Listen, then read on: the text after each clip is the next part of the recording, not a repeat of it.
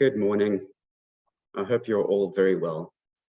April, fortunately, was a quiet reprieve after the craziness of March. Not only was it school holidays and public holidays here in the Northern Hemisphere, we had spring break, but the markets really took a chance just to relax and to absorb what had happened in the month of March. There weren't too many big events, and it was nice just to have some calm and some positive returns. So all in all, a pretty decent month, April. And it brings us to the big cusp of the year. If you are focused on historical returns, sell in May and go in May, is that something we should be doing? But I think the biggest question, and it is linked to that we'll talk about, is has the Fed paused? Has the US Fed paused in terms of hiking interest rates?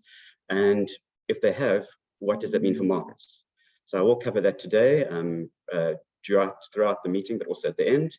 And then right at the end, I'll give an update on the Fourth Industrial Revolution Fund, which has struggled. It's been hit by the headwinds of being a small cap fund, and small caps have vastly underperformed large caps. It's also been hit by holding companies that don't make a lot of money or have negative cash flows, and those have also been hit hard with rising interest rates. But I'll take you through all those details at the end of the presentation and what we think we should do with that information more importantly. Okay, let's start with a review of April. So April was another good month, as I said.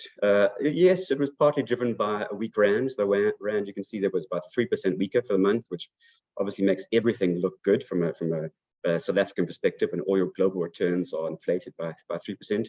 But the good news has continued. That started late November, early December, and we've now had 5 months of the JP Morgan Global Composite PMI, Purchasing Manufacturing Index, which has been on an uptrend, and markets have responded. And that's been because US inflation has continued to fall, China has continued to reopen, and Europe has continued to move out of the energy crisis. So as all the three big pillars of the world continue to recover from the lows of 2022, so markets have recovered, and things are looking overall quite good. You can see there the only negative returns really, Fourth Industrial Revolution Fund, which I will talk about. China had a small pullback, and South African bonds, because of the weak rand, also lost 1%. But otherwise, some decent returns from the markets. Global property up 6%, UK equities up 9%. That's our value proxy, so value continues to do well. Europe up nearly 7%, and things generally looking a decent month in April. And that's despite OPEC trying to cut their quota and try to push up oil prices. As we saw what's happened in the last few days, that's been completely reversed. And we've said it before, but if you look at the oil production relative to quota, the production is way higher than what the quota is. OPEC can try and cut their quota as much as they want, but it's much easier to just agree to cut and then have to actually get a country to stop receiving revenue is a different story. So that was a bit of a very short-lived oil spike. Otherwise, things continue to look relatively good for the economy to continue to recover over the rest of the year, except for the US. But we'll talk more about the US in particular. But despite having a great 6 months behind us in terms of growth recovering and expectations and surprises being to the upside, the IMF came out and downgraded global growth for 2023 once again. So they've reduced global growth from not a huge amount, from 2.9 to 2.8%, and they're expecting a paltry 1.3% from developed markets in 2023. So EM is doing all the heavy lifting from a growth perspective in 2023. But it comes down to, and again, I'll talk to you about it more in our outlook, but it comes down to the 4 Ds that are leading to continued low growth. We've seen it for the last decade. It's going to be like that for the next decade, if not 2 decades. Debt, demographics are big headwinds to preventing a seriously structural bull market. And the chart here just shows, and the red line is the world non-financial debt to GDP, and that's continued to increase. Yes, it has pulled back slightly over the last 12 months, but still close to record highs. And if you think about the impact of that with higher interest rates, I mean, when it got to its record highs in 21, interest rates were at 0, and now globally around 4%. If you think of the interest payments, and that is how it impacts lower growth, is by funneling away investments from R&D and new projects and towards interest payments. Well, you can imagine how that's going to slow down growth. But not only is debt high, but inflation is also going to stay above target until 2025. So the IMF are convinced that growth is going to stay low. And we can see debt has been allowed to increase partly because, or I think causality is a bit more difficult to explain, but certainly high correlation between quantitative easing, low interest rates, and increase in debt over the last 2 decades. But that's a huge amount in terms of increase in debt and a huge increase in central bank balance sheets. And we're not going to see that go away anytime soon. It's just too difficult to unwind that QE. So I think we are best case story, best scenario is purgatory for the next decade. And that's exactly how we positioned our funds, for a low return, low growth environment. But it doesn't mean that we're going to see a big recession. I think that's part of, I suppose that's the silver lining. The reason we haven't cleared out the ghost companies is because we haven't allowed a deep recession or even a depression. And I think central banks are going to carry on playing that game. So protect the economies, keep jobs employed, but don't clear out all the muck and never allow a proper regeneration of growth. So more muddling through, I suppose, is the bottom line. So we had the FOMC last night. So obviously quite a big event with the Fed driving global policy through the strength of the dollar and the cost of US interest rates and borrowing money from the US or in the US. And the Fed raised their interest rates by 0.25%, a quarter of a percent last night. And Powell's comment was very much in line with what we were expecting. He says, inflation is going to come down, not so quickly. It will take some time. And in that world, if that forecast is broadly right, it will not be appropriate to cut rates, and we won't cut rates. And I think that's what we've been talking to. Again, it's this muddling through where the Fed has to acknowledge that inflation is going to take time. They're not going to panic. They're not going to raise rates further and destroy the economy and push the economy, the US and the world, into a deep recession. It's not in their interests. And it's very difficult to try and avoid. And I think that's why they might see a mild recession. It's very difficult for the Fed to play that game, but they certainly aren't going to panic. But they also acknowledge that inflation is sticky and it will stay higher for longer. And so they'll have to keep interest rates higher for longer. So yes, the Fed probably has paused, but I think the Fed will keep rates higher for longer than the market expects. So it'll be a rather unusual pause. Nothing is ever easy in this world of investing.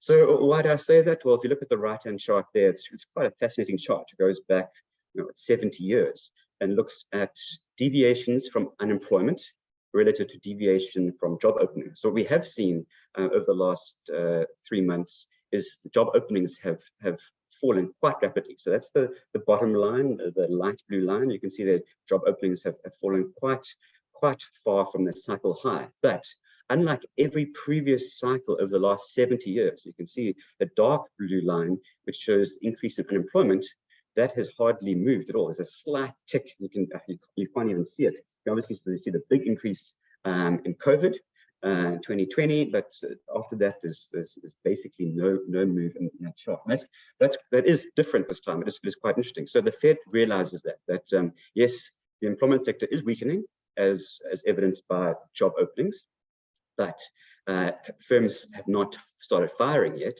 and unemployment has not ticked up, which has 2 implications. One, it means that the US growth is still strong. So if the recession happens, it's not going to be a bad recession.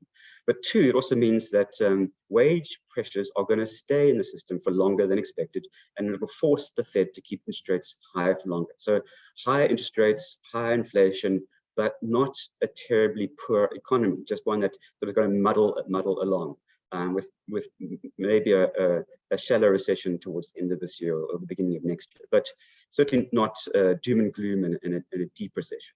And that is quite interesting because if you look at the odds of a recession, the New York Fed's index says a 58% probability of a recession in the US, the highest since 1982. So I mean that speaks to a very strong possibility of a recession. The conference board says there's a 99% probability of recession.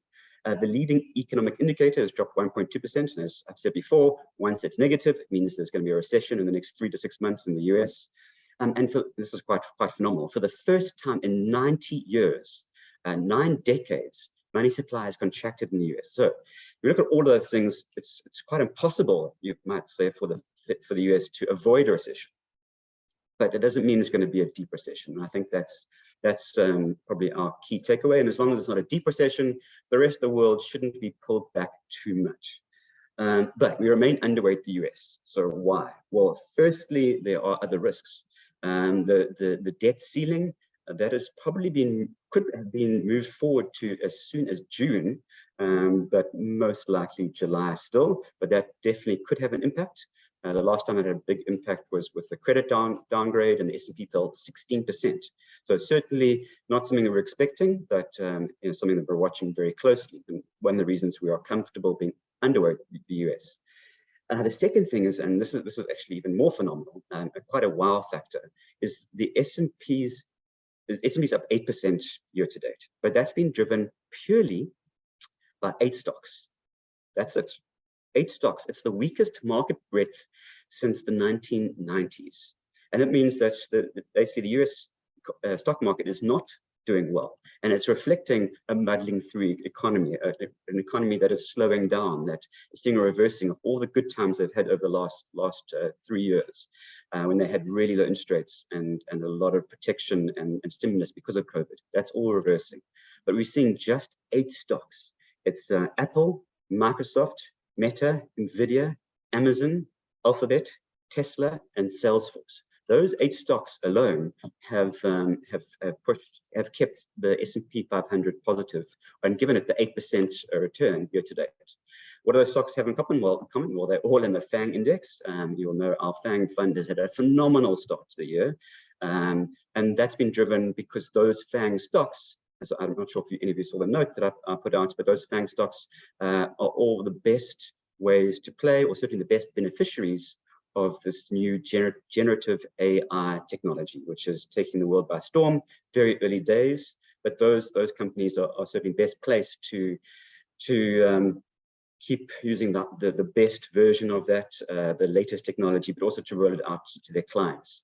It is pretty exciting, but so it's been a very, very narrow breadth in the US. The US has been kept afloat purely because of ChatGPT, effectively, and how that has sparked performance. So quite exciting, but a lot of that is in the price, certainly. We haven't bought additional FANG in any of our balance funds because we haven't missed out, because our fund's biggest global exposure, even though we underweight the US, is to the US.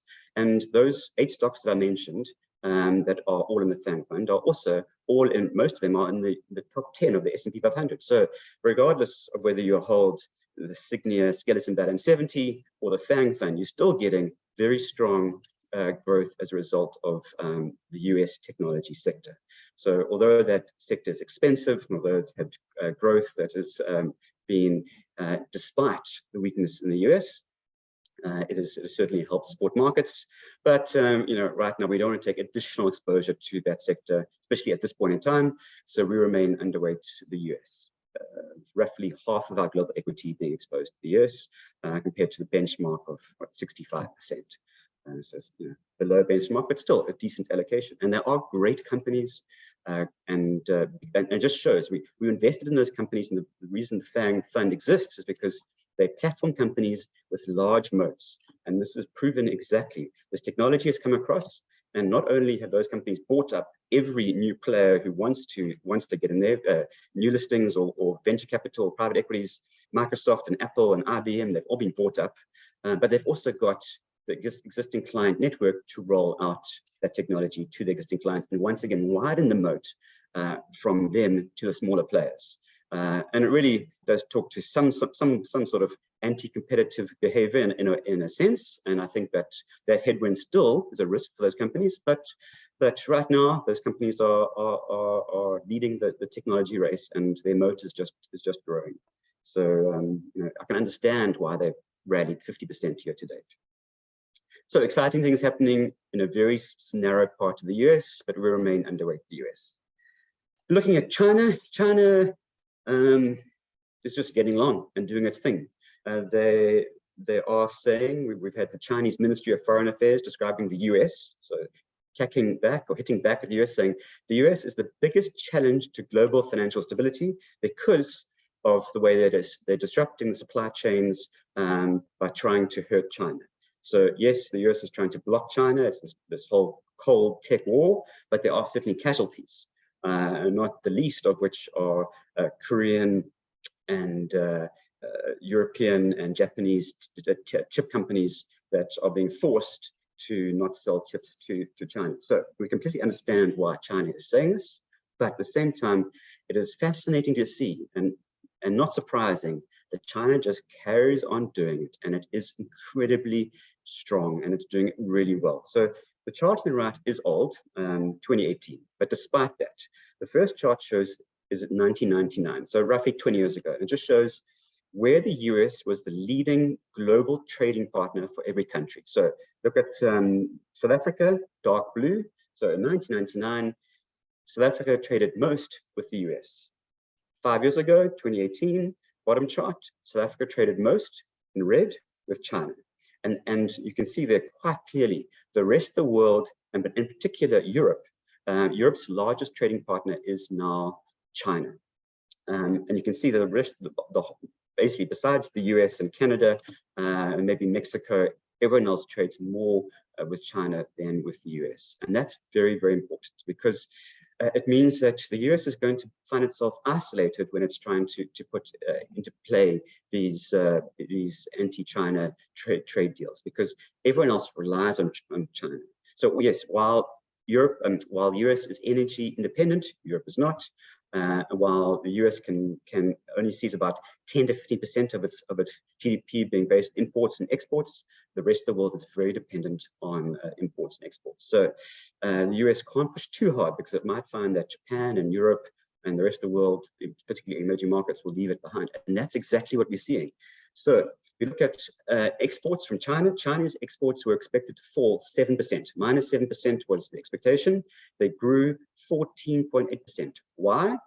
Well, the exports from China to the US fell 17%, but they grew even faster to the Asian countries, to Latin America, Africa, and other emerging markets. So China's just getting on with it, and they're finding new partners to sell, whether it's EVs or solar panels, or whatever the new technology may be. They're selling to the rest of the world and finding new trade partners. So China continues to grow, and we're seeing that in the way that their debt is structured as well.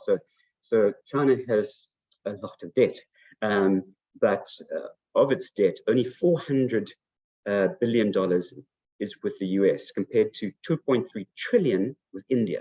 So you can see there how China is structuring its financial agreements, structuring its trade partners, and moving away from the US. And this is part of the reason why we do think that a BRICS currency driven by China is highly likely, even if it will take some time, and why we do think that de-dollarization is going to continue to happen. And we saw that again with China completing its first yuan-settled LNG trade via the new Shanghai Petroleum and National Gas Exchange. So starting to see commodities trade in yuan and not in dollars. It's a very, very important data point. Yes, early days, but very, very important data point. We also saw China and Brazil agree to trade more than just oil, but a broader basket of goods in their own currencies and not in the dollar. So we're starting to see again move away from the east to the west. And China is starting to exert its influence on the rest of the world, despite what the US is trying to. And that comes to the numbers as well. So total social financing, which is basically credit growth in China, jumped far more than expected at 5.38 trillion. It's just a mind-boggling number. But again, what I think is important to China, look at not only is growth above expectations, but inflation fell or rose less than expected at only 0.7%. So the rest of the world is seeing stagflation, falling growth, rising inflation, which is a terrible place to be. Bad for profits, bad for earnings, bad for bonds, bad for equities, bad for markets. China is in a place where you've got low inflation and high growth, good for earnings, good for bonds, good for equities, good for markets. And yes, we're still going to see China obviously has its own political issues and geopolitical risks, but right now in terms of from an economic perspective, they are getting along and doing things pretty well.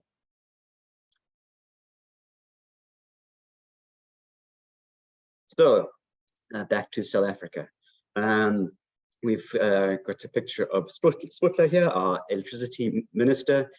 He has gone from saying that we're in for an exceptionally difficult winter to now an incredibly difficult winter. I'm not actually sure whether incredible is worse than exceptional. Either way, we're in for a tough winter, maybe stage 8, maybe stage 9, and the probability of a grid collapse is rising, and it certainly is a concern. But the scientists, I'm not quite too, I don't really understand how it works, but the scientists have said that it's unlikely that there will be a grid collapse. But we're still in for a very hard winter. So the R&B conference happened yesterday, very interesting, and Sputler was there presenting, and he came across incredibly well. He highlighted that he is an engineer, and he highlighted that he is there to try and fix things, which is good, because where Eskom has been let down in the past is execution and implementation. So hopefully he starts to get things right. Unfortunately, he also highlighted that he's just there to follow policy. There isn't any antagonism.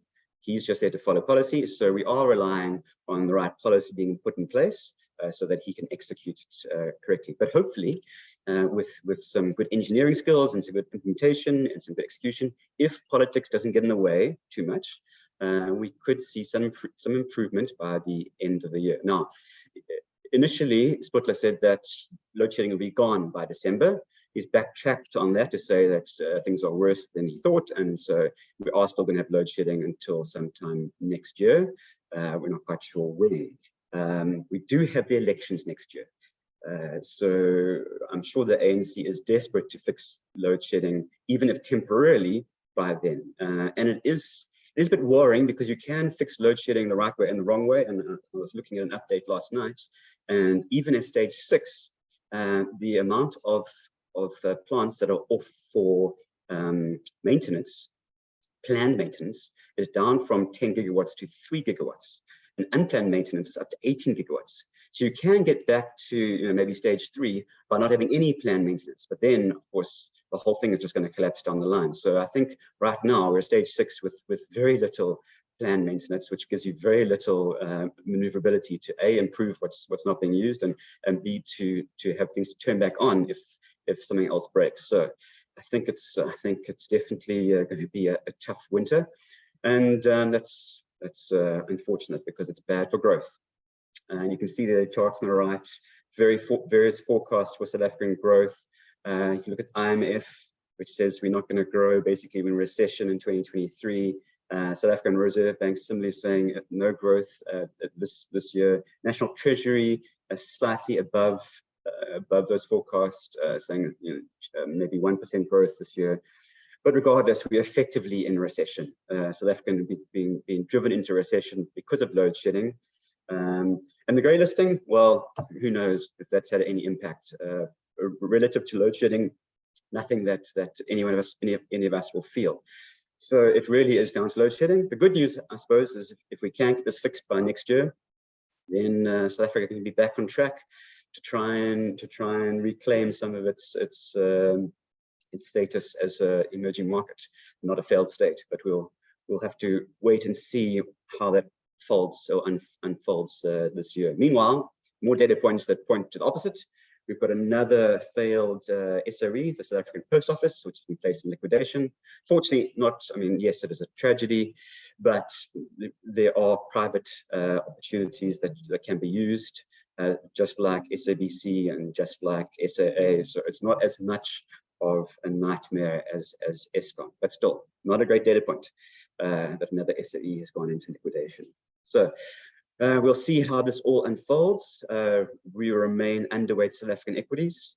We further cut South African equities over the last month, and we think that the outlook is not good. But we remain overweight South African bonds because the yield is incredible, and a lot of the risk is being priced in, because the world is very well aware of what's happening. And when you look at foreign ownership of South African equities, foreign ownership of South African bonds, it really is close to decade lows. Not surprising. I think when South Africa is so small in the world, people are just taking a wait-and-see approach, which so far has been the right approach, and they are waiting to see things turn around before they get too excited about what goes in at the tip of Africa. Okay, so let's have a look at our positioning. So as I mentioned, the IMF downgraded global growth for 2023 to 2.8%. At the same time, and quite scarily, they said that they're forecasting the weakest 5-year growth since 1990. No surprise. They said that the recent geopolitical risks, the Russia-Ukraine war, and the energy crisis and high inflation are all reasons for lower growth. They also mentioned our high debt, and aging demographics, so 2 of our Ds. We think that decarbonization and deglobalization are the other 2 Ds, all of which are going to see growth be the lowest 5-year growth in 30 years. Not surprising. It's part of our outlook as long-term Sygnia investors. You will know we positioned 5 years ago for a low growth, low return, high volatility environment.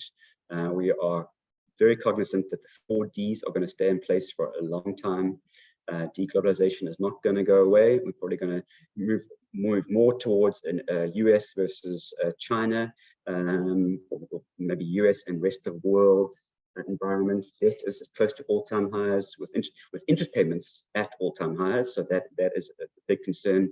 Demographics is not reversing anytime soon. We've got aging populations, and we're just getting closer and closer to those turning points for each country. We're not seeing any reversal in the aging of populations across the world. And decarbonization, yes, I think that's slowed down slightly as a result of the energy crisis, where people are turning back to coal and to nuclear, but I don't think it's going away long term. Climate change is real, or at least it's perceived to be real, and it's going to remain an important driver of investment, an important driver of long-term portfolio mix, an important tax on earnings for various old school grey or dirty sectors. So certainly something we have to be cognizant of. And we do that with our global themes, and so we are still overweight our global themes. So no change. We remain overweight emerging markets and China. We remain overweight healthcare. We remain overweight value. We remain overweight tech disruptors, fourth industrial revolution, which I'll talk about on the next slide, and sustainable economy through our sustainable economy ETF. But I think let's talk more about short term, because I think that's more relevant to everyone tuned in here. What's going to happen? We've reached sell in May, go away. We've had fantastic returns year to date. Markets up very nicely, and it's very, very tempting to say, we've got nearly a year's worth of returns out of the first 4 months of the year. The portfolio is up in double digits. Let's bank it. Let's go to cash, and let's just see how things plan out. And certainly, the sell in May and go away does say that. So what's interesting is if you look at the sell in May and go away, it doesn't mean that May to October underperformed cash. In fact, May to October still beat cash. They just don't beat October or November to April, and they beat cash by a much smaller margin, and obviously they have a lot more volatility. So I think if you're a long-term investor, it's very important to stay invested, because the seasonality is still better to be invested in equities. And yes, recession is coming soon to the US, and that could have a big impact on the rest of the world. But why are we still overweight global equities? And we are still overweight global equities. Well, one, because China is still reopening. I think there's still some legs to that position. Maybe in 3 months' time we change our view, but I think there's still a lot of good tailwinds coming through from China. And then it's very interesting to see that, if you look at the bottom right-hand chart, historically, if this is the Fed pause, and yes, this is probably going to be a longer pause than most, but historically, if you look at the red line, on average, the S&P 500, which historically drove markets more than it will in the future, is up the year after the Fed pause starts, up nearly 20%. Not every time, so you can see there the bottom line was 2000 into the cycle, so it's not a guarantee, but certainly when you've got Europe still recovering nicely with no recession forecast as it comes out of the energy crisis. You've got China reopening, still becoming quite aggressive and still bouncing strongly from its bottom. You've got inflation at least slowing nicely. Every data point that comes out of the US surprises to the downside, which is great. And historically, the Fed pause is good for markets. So I think we are going into a volatile 6 months, no doubt about it. It's the worst time to be invested, but we're staying invested. But we have protection through derivatives, and we also are invested in defensive sectors. So you know that US value, global healthcare are sectors that will do well in this kind of environment, even if growth slows. We also remain over South African bonds, and I think that's going to do well as well. The rand is pricing in a lot of risk as are South African bonds, and although we overweight global, we have again derivative protection again in case the rand does strengthen. And as I've mentioned before, we are underweight US equity. So no change to our positioning. We think that things are going to get more volatile over the next 6 months, but we stay overweight global equities, underweight South African equities, because long-term equities are your best hedge against inflation.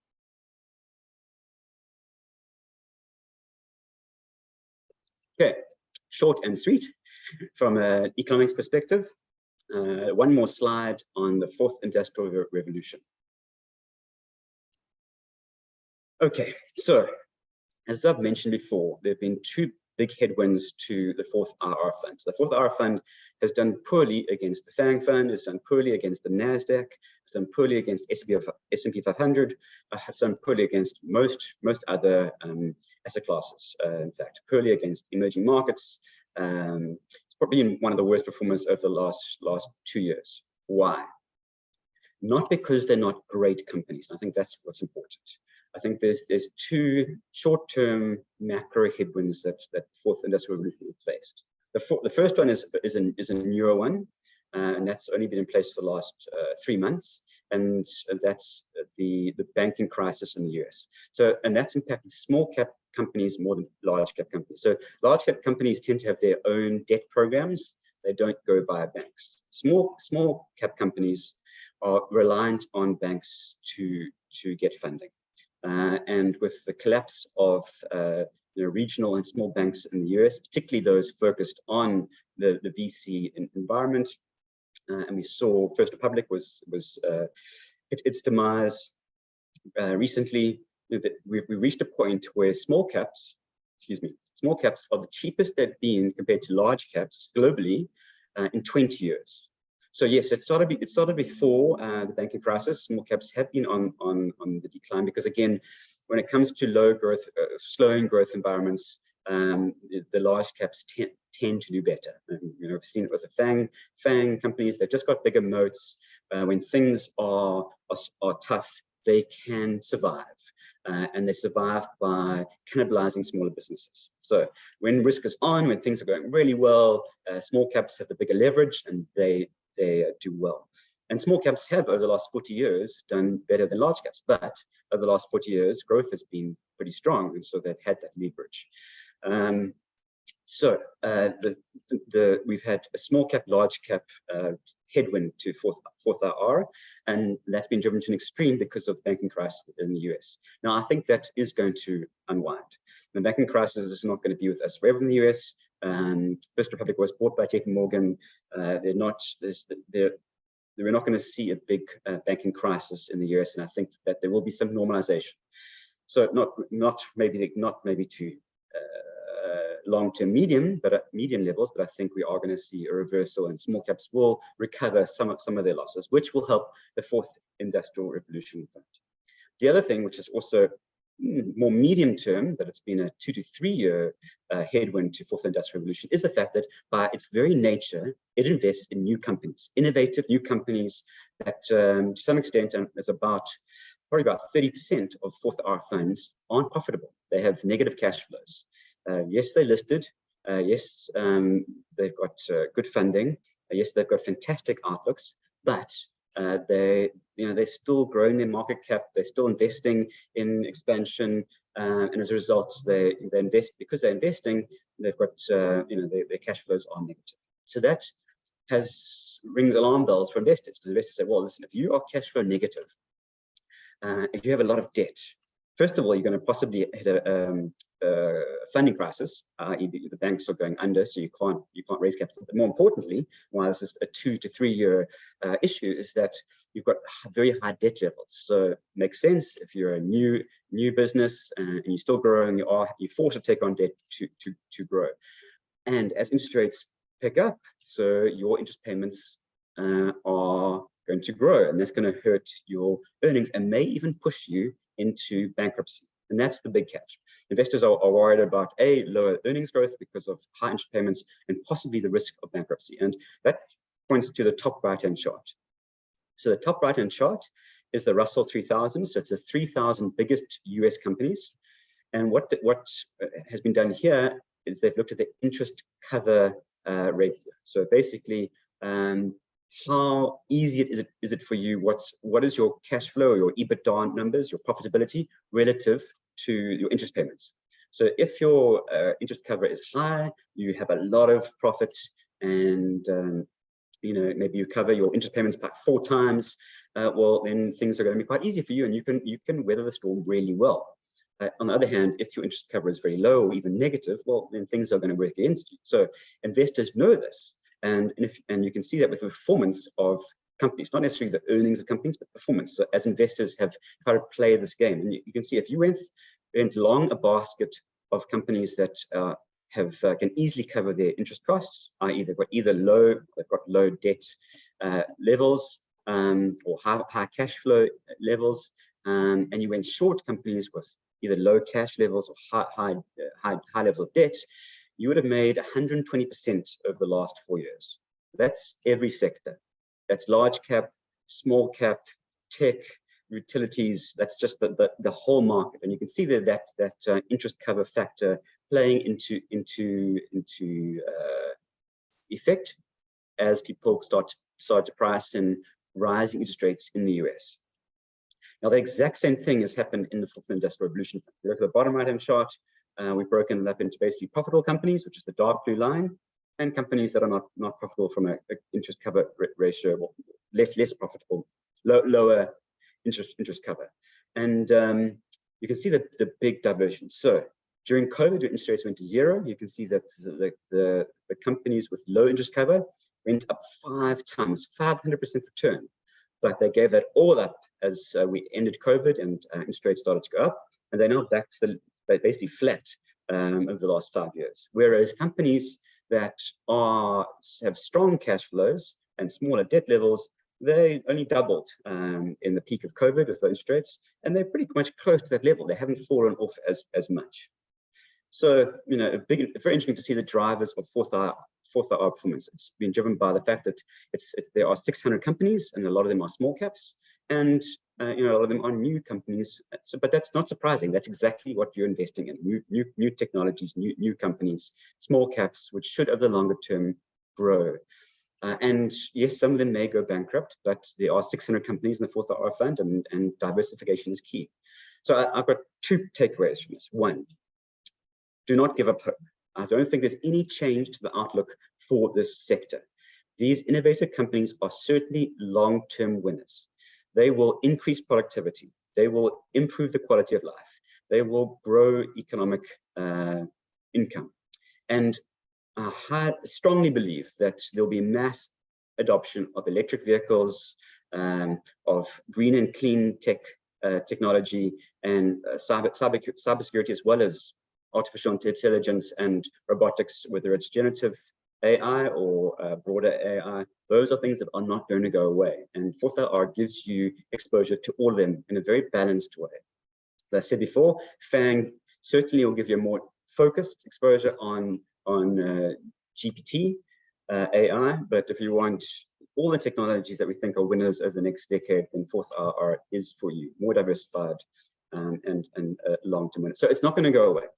in the long term. In the short term, what is interesting is that obviously these two charts were all driven by expectations that the Fed would hike rates and that there would be, that would have an economic impact on companies with strong cash flows versus companies with weak cash flows and high debt levels. But the Fed has potentially paused, and that might be a catalyst to start to see a reversal of these figures.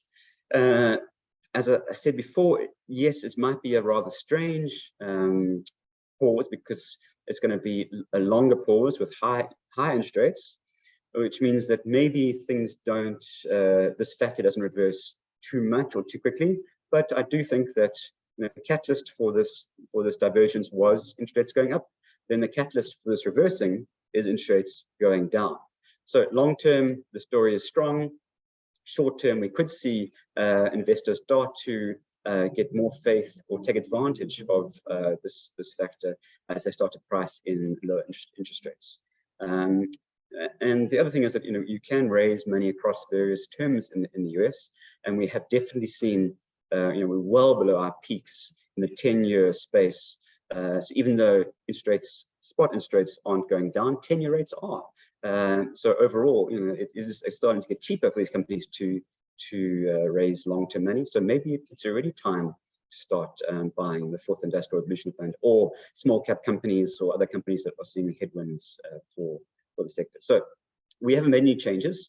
We're still overweight Fourth Industrial Revolution in our global equity portfolio.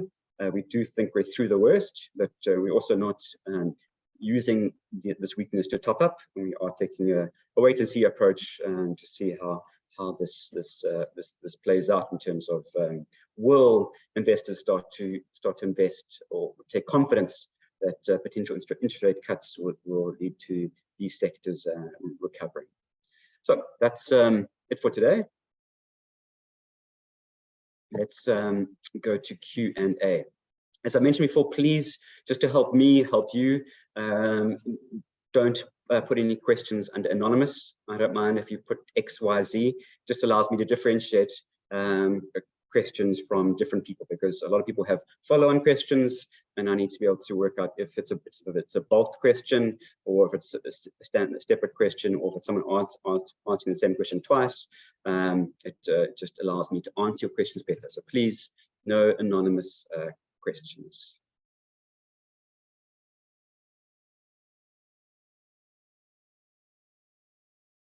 Okay.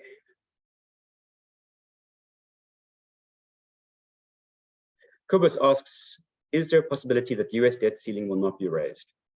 If not, what are the consequences, and how can one protect from your investment? So, Kubus, that's a great question. As I said, I think the probability of this is low, but probably higher than it has been over the last decade. And that's because there's so much contestation happening right now in the US. The political antagonism is really high. And I think that it's higher probability in the past, but I still don't think it's certainly not our default. So what happened in the last time when the S&P downgraded credit? As I said, the S&P fell 16%, but the dollar strengthened, which is ironic because the problem was within the US, but the US was seen as a safe haven. So we could see, if it happens, we could see the S&P 500 fall 16%. We could see the dollar strengthen. It would certainly be a risk-off episode. So how would you protect? Well, you could buy dollars, and you wouldn't want to hold US assets. But it also was a global phenomenon. All equity markets fell during that time. Emerging market currencies weakened, the euro weakened, all equities weakened. So you'd want to be very defensive if that happened. But at the same time, there was a very quick recovery from that. So it's a short-term play. So for me, with a low probability of it happening, and having a short-term impact on markets, we're not adjusting our portfolios. But if you wanted to, well, then you'd probably want to be in dollar cash as the best hedge. Ironically, that's what's happened in the past. Although, given that we could be seeing a move to de-dollarization, maybe it's safer to have a basket of currencies. And we certainly, in our cash portfolio, have a basket of currencies. I think one of the best hedges for this happen, or any recession happening. So if there's going to be a big risk-off event, whether it's because of the debt ceiling or whether it's because of something else, if there's going to be a big risk-off event, well, then interest rates will obviously fall. We'll see the Fed cutting rates, we'll see the world cutting rates, and that the biggest impact there will be that interest rate differentials between the rest of the world and Japan will shrink. And so we'll see the yen strengthen. So from my perspective, I think the best hedge right now, or the cheapest hedge, is to buy yen cash. So we, again, haven't gone overweight yen. We've got a nicely diversified basket of pounds, euros, dollars, and yen. But I think that for my money, if I was planning on any big risk-off event, including this, I would probably buy yen, because that would, a falling interest rates and a falling interest rate differential would see the yen strengthen just as it's weakened, because the Japanese central bank has kept their bonds set at 0.5% at the 10-year position and 0% at the spot rate, and that's obviously allowed people to take advantage of that, and it's led to a weaker yen. So that would be my safe haven position.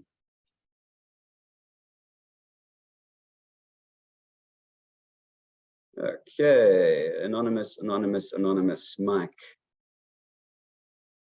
Will we see a capital appreciation in the Sygnia All Bond Index Fund in the forthcoming months? Mike, I certainly believe so. Yes, I've got that wrong for some time now. It needs a stronger rand. So just, it's quite interesting, because we've seen the dollar weaken, which is normally good for the rand and good for South African bonds. So that's worked in its favor. We've also seen US bonds yields fall quite dramatically, which is also normally good for the rand and good for South African bonds. So two global tailwinds, which should have worked in our favor, should have led to rand strength, should have led to South African bond capital gains, haven't happened. And that's primarily because of two things. One, we've seen weakness in commodity prices, and two, we've got load shedding, which is an issue. So will we see recovery in commodity prices? I do think so. Excuse me. I think that China is going to continue to grow. Yes, their recovery is very much based on consumption and not on investment or infrastructure. So it is lower commodity usage, but it's but just sees a shift in commodity from cement to copper. Because copper goes into a lot of appliances, whereas cement is used for a lot of infrastructure. So there's still going to be demand for things, just less steel and more lithium and copper and other things. So I do believe there'll be a recovery in commodity prices, which should be good for the rand. But again, I think that we're going to see, base case, a lot of volatility over the next 6 months, a lot of sideways movement for the next 6 months. So I wouldn't expect much capital appreciation for over the next 6 months. Hopefully into the end of the year. But the great thing about holding South African bonds is you're earning an 11% yield while you're waiting for that capital appreciation to happen. So it's a great place to sit and wait. And that's why, even though our enhanced income fund has also got a phenomenal yield, it's over 10%. So if you want a very low risk position, if you just want to sit and have credit yield, you're getting over 10% from the South African enhanced income fund, which is great. That's a low volatility, very defensive, great yield for if you want to sit and hold your cash, if you are more defensive. But if you can afford the volatility, I would say stick with bonds. We are overweight South African bonds, because while you're probably going to get the same yield as the credit fund over the next 6 months, but with more volatility from bonds, in 6 months' time, hopefully you'll get some capital appreciation from bonds. But we'll have to see how that plays out. Merle says, will China be prospering? South Africa still seems to be struggling. How is this shift in global trade from US to China going to benefit our economy? Well, China is a much bigger trade partner to South Africa than to the US, as is Europe. So to the extent that Europe recovers from the energy crisis and China recovers from the reopening, both of which should be positive for South Africa, and will help us grow this year. So I think the only reason we're not facing a deep recession in 2023 for South Africa is we're being pulled up by Europe, we're being pulled up by emerging markets, but there's still so many own goals within South Africa, whether it's tourism or broadband or load shedding. We've got our own issues. So yes, South Africa still is struggling, but we should be doing better with China and Europe recovering. And at least we do have those global tailwinds, as well as a weaker dollar, which should be supporting commodity prices. All those global tailwinds are working in our favor. We just have our own issues. That hopefully, again, towards the end of the year, if we have some clarity that load shedding can be fixed. And really, I mean, the two big data points to watch for here. Kusile needs to come back online, which should happen by the end of the year. And Kuberg needs to come back on, which should happen in the next 6 months. Those two happen, well, then we've got a nice buffer that should take 3 stages out of load shedding at least. So we'll be watching those two, and if those happen, well, maybe that's a catalyst to be more confident on South African equities, and probably catalyst that drives South African bonds stronger, and leads to some capital appreciation of South African bonds, and leads to a stronger rand as well. Nico says, will a recession in the USA cause necessary stock values performance to decline? Nico, that's a great question, and the answer is definitely not. So, all markets had a massive pullback last year, between 20 and 25%. So a lot of people, the bulls, are saying the US has already priced in its recession. Recession is going to be shallow. Yes, the recession is going to happen this year, but the US priced in its recession when it fell 25% or 20-25%, depending on which sector you're looking at, last year. So it doesn't necessarily mean that the US is going to fall, and I certainly don't think the US is going to fall 20 to 25%. I just think the US is going to underperform other markets. Maybe it just moves sideways from here. Maybe there's a small, 5% pullback, so that's flat for the year. I'm not sure. Maybe there's a small, maybe it goes up slightly from the year, or maybe we just see a rebalance within the US away from the ChatGPT FANG stocks towards a more broader industrial financial sector as the banks recover. It could play out in a lot of ways. We are overweight US value, which obviously has big overweights big exposure to industrials and financials, banks and companies. So we do think that will recover relative to the FANG stocks, but we've got that wrong. If we'd been in FANG instead of US value over the last 4 months, we'd have done much, much better. So we're not cutting our position. We still think our position is right, but it has been the wrong place to be over the last while. And within our US value, we do think that is going to be positive over the rest of the year. We don't think that'll be negative. So maybe that answers your question. Anonymous Kubus. Are we exposed to the 4D growth opportunities by being invested in the Sygnia skeleton rated funds? Yes, Kubus, great question. Every Sygnia fund, whether it's Synergy, Signature, Skeleton Balance, Skeleton Global, they all have exposure to the same global equity mix, which all has the same thematic exposure, and was all in a passive way, so a low cost way, positioned to work in a low growth, low return, high volatility environment. So we've got your back. If you are invested in any of our funds, any of our balance funds, Skeleton Balance 70, my favorite, then you are positioned correctly. Not only have you got the global themes, but in our balance funds, you have the short-term derivative protection, which we can overlay, which really does mean that from a balance perspective, we have more tools to give you a better risk-return outlook than if you're just, putting together your own portfolio with some equities and some bonds and the other. So it's probably better. We always advise default skeleton balanced range. Then the more you want to customize, add in stuff. Add in more themes or add in more regions or however you want to customize that suits your risk profile better or your time horizon better. But customize around a core balanced portfolio which has all of the Sygnia tools: risk management, global themes, low cost. It's great. Don says, what returns do you expect over the next 12 months for Sygnia bonds, money market, and advanced income? Okay, so Don, what I can tell you is right now, the current yields, that means not looking to our forward-looking assumptions for interest rate movements in South Africa or capital appreciation for bonds. You're getting about just under 11% for South African bonds. That's your current yield if you hold them for the next 12 months and nothing happens, so ceteris paribus. Credit funds are about 10.5%, and then money markets about 8%.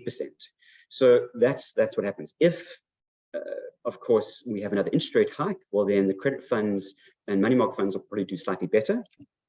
And if we see some strengthening of the rand or some appreciation in our bond yields in South Africa, well, then you'll have capital appreciation in the bond market. So yeah, 7.5 to 11% various range over the next 12 months with ceteris paribus. But then you could have some upside if interest rates go up further. Likewise, if we start to cut rates, well, then credit and money market could come down a little bit. And obviously bonds could have some capital losses if the rand weakens further. So it works both ways. But that's our base case. Louise says, how does one get exposure to US value by Sygnia solution? So Louise, that is a great question.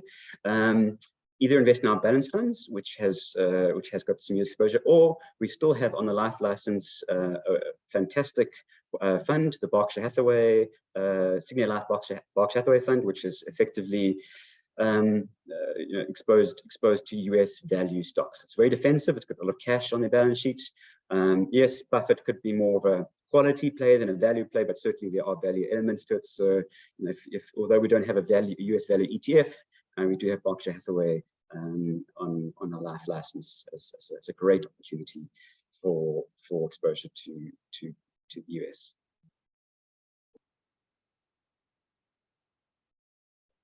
Wayne asks, with interest rates peaking out in the US, does that mean that US bonds will also see the peak of their cycle, and similarly will South African bonds also see a peak? Wayne, that's a good question. I mean, I think we've already seen the worst for 10-year bonds or long-term bonds in the US. They already have peaked. They could rise higher because inflation stays higher, and as recession probabilities get reduced. So I think US bonds could actually go up from these levels, not down. That said, South African bonds have got so much risk priced in that there's a huge buffer that even if US bond yields go up from these levels, South African bonds shouldn't face much pressure. So we have no global bonds. So maybe that means that I do think that global bond yields will probably go up a little bit in the US, even if the US starts to cut rates. So there'll be more of a flattening of the curve, or let's say the curve will become less inverted in the US. South Africa, our curve is still inverted. So you could have the US becoming or flattening even as ours, steepening even as ours flattens. And so we don't hold any global bonds, we don't hold any US bonds, but we do think that South African bonds could still benefit even with that global headwind, just because at the same time, we could have tailwinds from commodity prices recovering, or South African specifics, local specifics looking better. And it says, how long is your long term for the fourth industrial revolution? 7 years plus or less? That's a tough question to ask, but we normally consider, if you look at the fact sheets, we'd say plus 5 years. 5 years plus would be long term.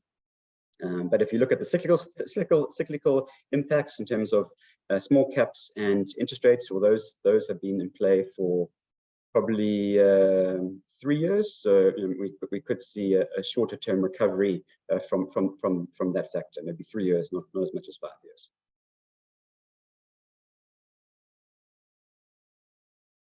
Anton says, what is the threat of all this de-dollarization talk if you have a large exposure to US stocks? Anton,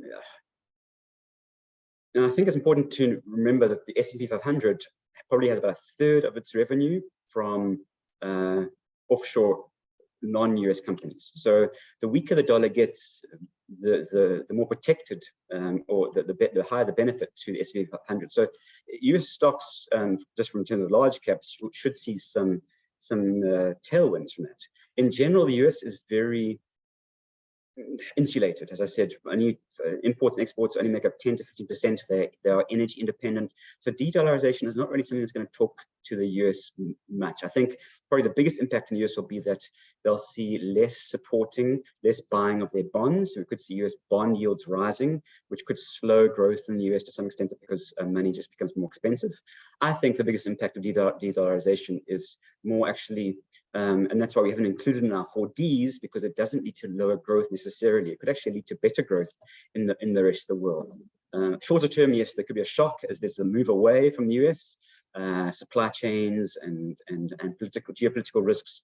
So there's some short-term de-dollarization risk, which is linked to deglobalization. But I think longer-term de-dollarization is actually good for growth, and that's why it's not one of our 4Ds. It's just, in fact, it could be a D that drives growth, not a D that reduces growth. But it'll definitely drive growth in the rest of the world, whereas the US could have a small headwind from slightly more expensive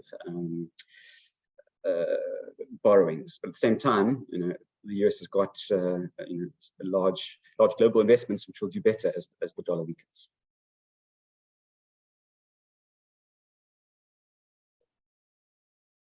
Rodney says, any thought that the US dollar might not remain the key trading currency? Yes, Rodney, that's certainly our view. Again, like our 4Ds, this is a thematic 10-year view. And I do have a great chart, which I'll be talking about next month, which shows how the dollar has shrunk, and I have shown before, has shrunk in terms of the global reserve currency, in terms of forex reserves. So it's shrunk from nearly 70% to probably closer to 55% of global reserves. Still the key and largest, still the reserve currency of the world. But over the last 20 years, it has shrunk 15%. Over the next 20 years, it could shrink another 15%. But it's a long-term movement, and I think it also depends on what comes up as an alternative. And certainly, once again, starting to see more noise about a China currency or a China-driven BRICS currency, but nothing in the short term. So, I don't think de-dollarization is not going to have a big impact in the short term. I think in the short term, we're going to see growth differentials drive a weaker dollar. So, the US has seen their decade of exceptionalism, and I think that over the next year, as growth in the rest of the world recovers and US growth slows, that growth differential is going to drive a weaker dollar. Longer term, the dollar might weaken because of either less people buying their bonds, which again puts to higher treasuries, or just because there's a better alternative from the perspective of global growth. Sorry, load shedding. So I've lost my screen. Hop back up soon.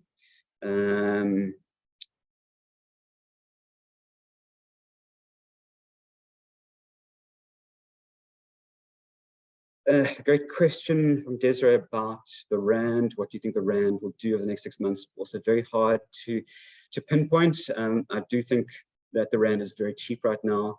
I think that at the same time, with the next 6 months, there is a lot of volatility. But over the next 12 months, I'd like to see some strength in the Rand, driven by commodity prices recovering and driven by the fact that hopefully we have less load shedding in 9 to 12 months, both of which would lead to higher growth in South Africa and a recovery in the Rand. So 12-month view, I definitely we are positioned for a stronger Rand in terms of the fact we have protection, but that is 12-month protection, because we think it might take a while as we go into this more volatile mid-year environment for that to take place. But the Rand is cheap.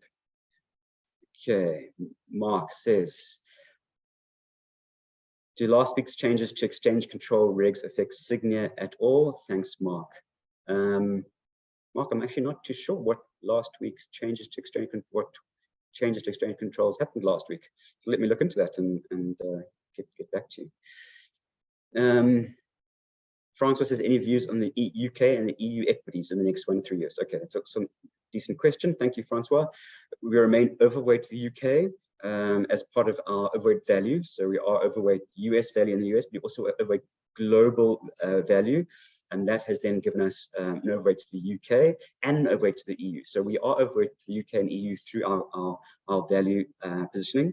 So that global value and positioning is invested in the cheaper countries. So we're overweight to the UK, we're overweight to the EU, and we're overweight Japan.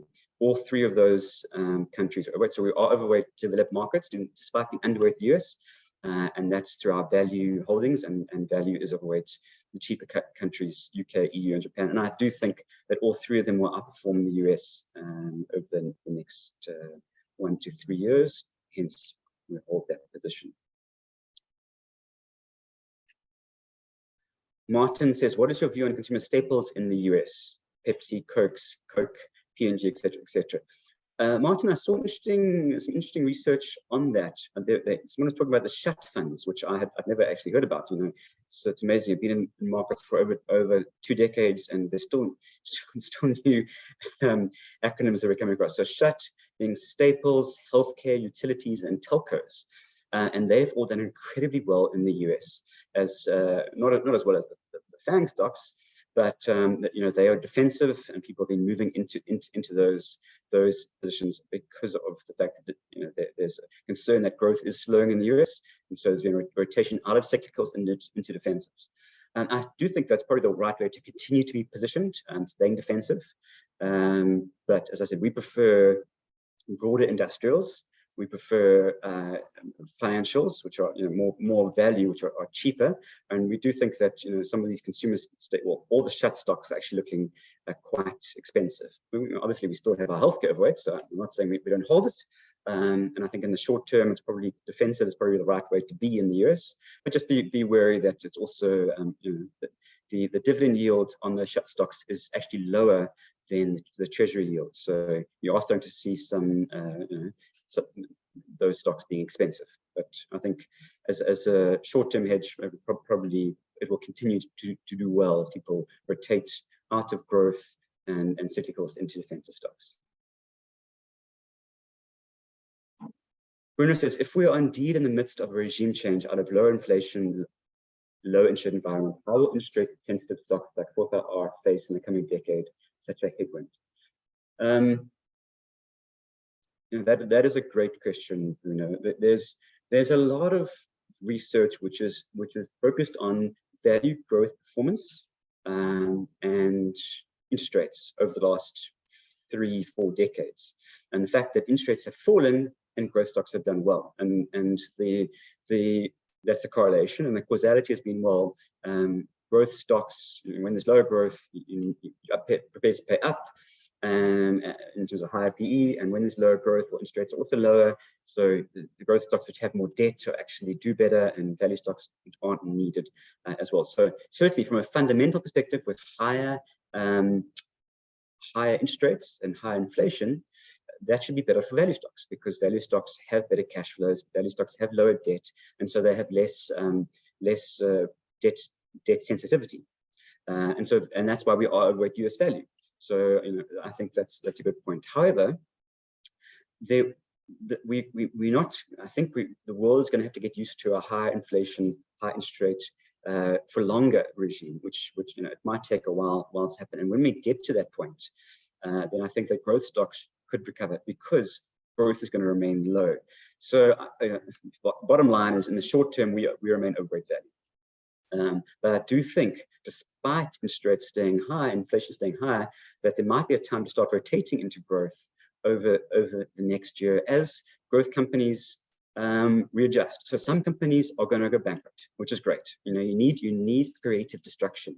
You need to get rid of ghost companies. And I think high interest rates is going to be very good for that, for this creative demand destruction.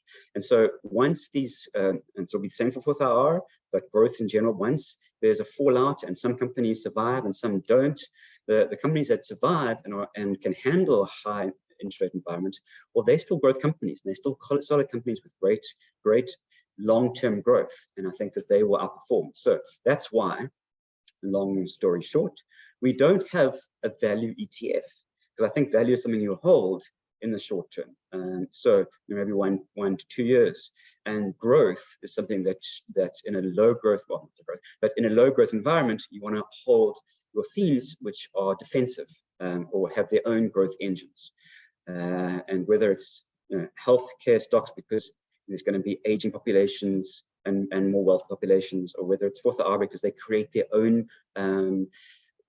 markets because they create new technologies, or whether it's new consumers that are coming through in emerging Asia. Those are all new market caps, and that's why we stay overweight those growth stocks. We just, in the short term, have balanced that with value. Sorry, wrong answer. Johan says, what is the effect of possible more bank failures in the US on world markets and the dollar? Johan, I think that, yes, in terms of small banks, regional banks, I don't think we're out of the woods yet. There could be more, certainly there's going to be a lack of trust. You've seen the numbers where people are moving out deposits out of banks and into money market funds. I think that's going to continue. So and that'll impact bank earnings and bank sustainability. But at the same time, these are banks that aren't massive drivers of I think the big banks are more important systemically. So yes, we've seen bank lending standards tighten. That's part of the reason why growth is slowing in the US. Part of the reason why a recession is forecast in the US. It is part of the reason why the dollar is going to weaken, and it's part of the reason why we are underweight the US, because tighter bank lending standards are a given. Whether there are more bank failures or not, I'm not sure. I don't think it's actually relevant. I think what's relevant is banking standards are going to stay tight for the foreseeable future, which is going to make growth low in the US, which is going to lead to rest of the world growth being relatively higher, which is then better for rest of the world currencies and rest of the world equities.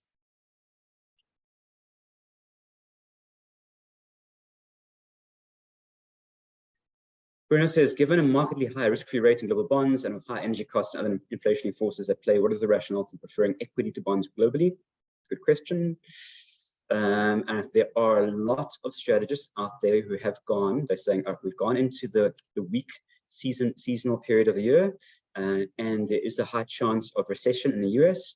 So let's bank our gains, be defensive, and buy bonds.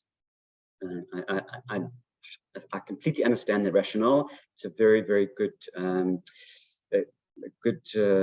strategy. We haven't put that in play because, again, it comes down to time. I think that while bonds map from equity in the next 3 to 6 months, a longer term outlook, equities will be bonds. Longer term outlook, bonds will actually, particularly global bonds, as growth recovers and we move and the recession risks reduce, those yields are going to go up. So it comes down to your timing. There's a possibility that bonds will beat equities the next 3 months. There's a much higher possibility that equities will beat bonds over the next 6 to 12 months. So we're going with the higher possibility, the higher clarity, and rather than hold, and I've said this many times before, rather than hold global bonds, we're holding healthcare stocks and value, which give you the upside without being without having to take on the risk of bond yields rising. So that's our play. Also, I don't think bond yields are going to go much lower from these levels unless there's a deep recession. And I think that bond markets are pricing in probably a higher probability of recession than will actually happen. So again, another reason why we're probably more optimistic on growth. We're expecting a lower possibility of recession, which means slightly better equity returns in the market, slightly lower bond returns in the market. But as I've said, it's a completely understandable position to say, if you're a short-term trader, if you're worried about short-term volatility, bank the gains, move into bonds, and hide out the volatility until October. Just make sure you don't miss the re-entry point. Bruno says, RSA nominals versus linkers. We don't have any linkers. We prefer nominals. Again, more risk has been priced in than we think inflation risk exists because of the low growth environment. You have to have strong growth to have inflation. Even with a weak currency, you have to have growth to drive that demand through inflation, and we're not seeing that. And oil price continues to fall.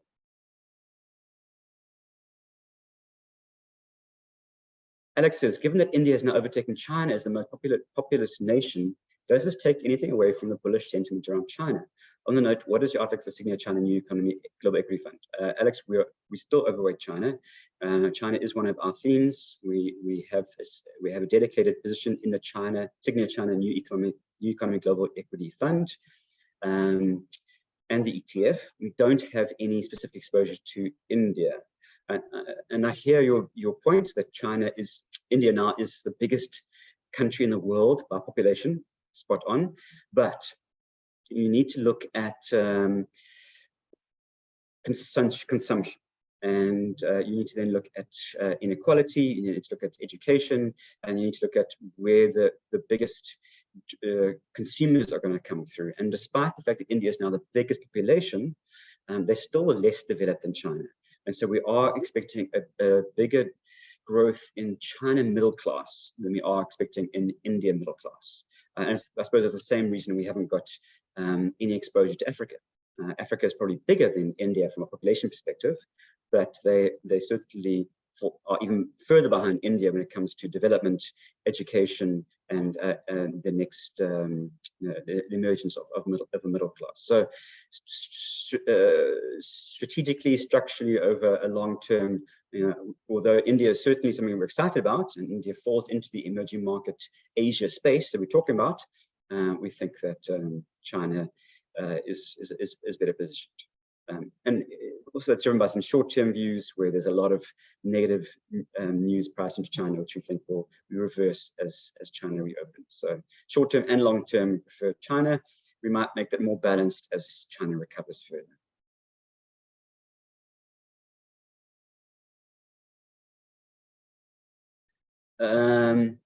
Werner asks, how much of the goods in China are produced by US companies? You showed us the image of how China is the largest trading partner in the world. Just wondering how much is actually US based. Yeah, it's a very good point. So I think what we're starting to see, and the divergence in that export numbers away from the US and to the rest of the world coming through so strongly in China, is supply chains restructuring to get away from China. So all of a sudden, China is seen as the baddie, and so the rest of the world, not just the US, but the rest of the world is where they're being pressurized by China, or where they're worried about Chinese politics, are accessing Chinese products via other emerging markets. So whether it's Korea or other EMs, we started to see that happen, that indirect Chinese exposure. So I think that you're right. I think that that we probably are seeing a lot of those exports still ending up in the US just via other emerging markets. At the same time, I think that the rest of the world is growing. And again, I've got some great deglobalization, de-dollarization charts just showing the number of companies that are listed globally now compared to 20 years ago, and how it was primarily US companies that drove the world. And now just so much more diversification opportunity ex-US.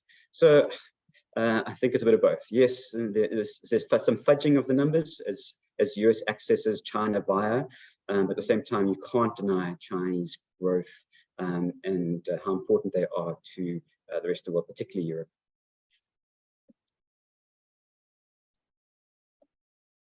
When it says regulatory risk, antitrust, and potential breakup for fourth hour firms, got to be a good tailwind. As the dominant companies are broken up or see headwinds from antitrust legislation, the small new entrants that are all fourth hour have to benefit from that.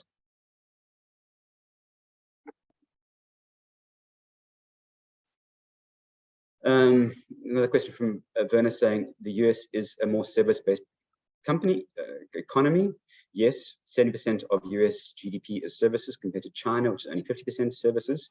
But China is trying very, very hard to move its economy away from manufacturing towards services, and it's grown very quickly. So China, in terms of the amount of the economy dependent on services, is growing. That's why we're seeing commodities not recover as much, as people are aware that that services in China is going to recover more as we move out of lockdown than manufacturing and infrastructure. But that will reduce the relevance of the US. You are right. Yep, Rodney, I've answered that question. You spot on. Shady says, what is life something Hathaway? Sorry, I talk very quickly and I do mumble. I was talking about the Sygnia Life Berkshire Hathaway, or Berkshire Hathaway, depending on how you want to pronounce it, fund. So the fact sheet is available. You can check it out on our website, or if you can't find it, email admin@sygnia.co.za and they will email you the fact sheet. So what that fund does, it's nothing fancy. It takes your money and it buys stocks, it takes your rands, converts it into dollars, and buys Berkshire Hathaway A shares and Berkshire Hathaway B shares. So you get a 1-for-1 exposure to Berkshire Hathaway. So Berkshire Hathaway does well, the fund does well. Berkshire Hathaway doesn't do well, it doesn't do well. There's nothing fancy added to it. It's just rand-based exposure to the number, I think it's either number 3 or number 4 company on the S&P 500. So it's a great way to get diversified industrial and value exposure. Maybe even they do have a bit of resource exposure, but it's more through transporting resources. So a great way to access quality, value, industrial, and some financial exposure in the US.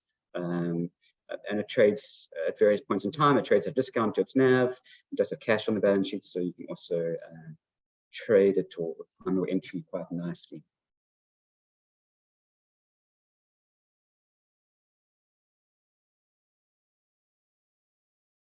Alex, yes, you're spot on. As I've said, we do expect China to be driven more by consumption than by investment, and that's exactly why we launched the Sygnia China New Economy Unit Trust and ETF, because we've targeted industries that will benefit from the Chinese 5-year plan. So that unit trust, our China fund, particularly targets in a passive way sectors that will be driven by Chinese domestic consumption.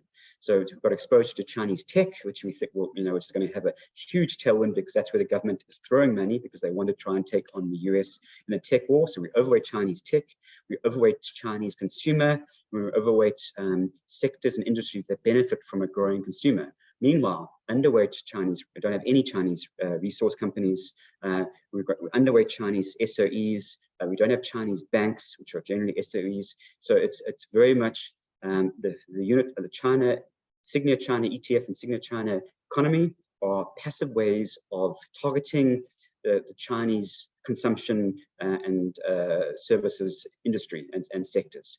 And that's specifically why we've done it. 10 years ago, China tilted away from supporting infrastructure to domestic consumption. It took time, but that's really now taking on a lot of exponentially changing.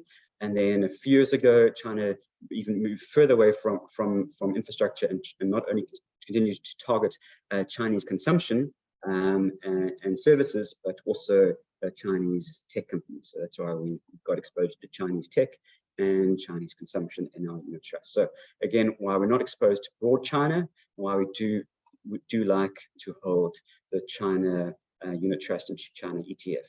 If you invest in a broader emerging market fund, that's invest in the MSCI China in its portion. So the emerging market ETFs hold 30 to 40% China, and that's a broader China allocation with the whole market. Thank you, Mike.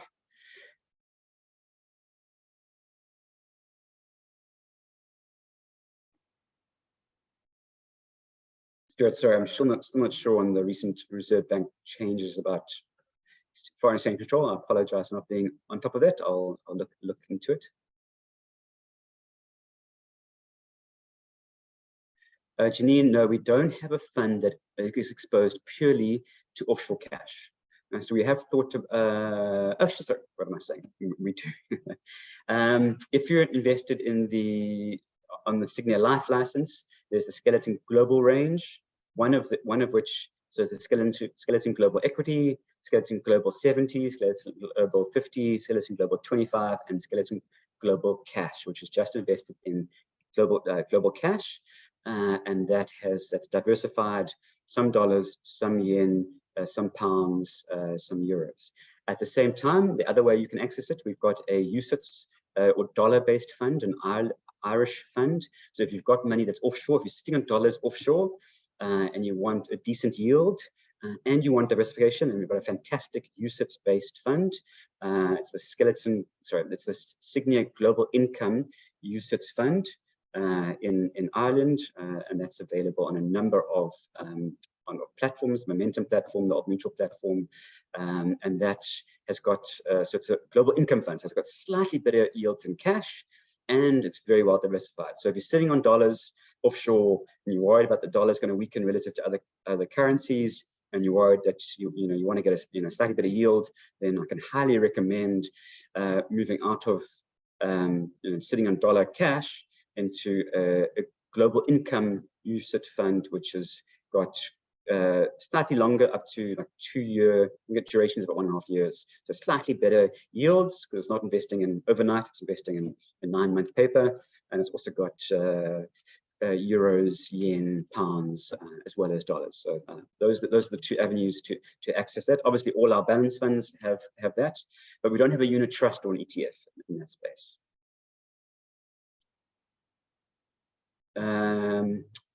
Isham asks, what's your view on mining resources sector?